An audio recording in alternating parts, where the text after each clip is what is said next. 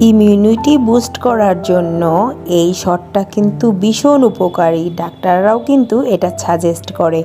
আর এটা খেলে ত্বক যেমন ভিতর থেকে সুন্দর হয়, চুল পড়াও কিন্তু বন্ধ হয়। আবার শীতের দিনে এটা খেলে ঠান্ডা লাগার চান্স খুব কম থাকে।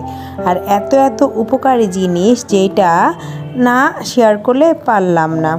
এর উপকরণগুলো হলো কাঁচা হলুদ, আদা, আমলকি, তিনটাই কিন্তু ভীষণ উপকার। কাঁচা হলুদ আর আদা হচ্ছে প্রাকৃতিক হার্ব। এগুলা খেলে কিন্তু ক্যান্সার ও হার্ট স্ট্রোকের প্রভাব অনেকটাই কমে যায়।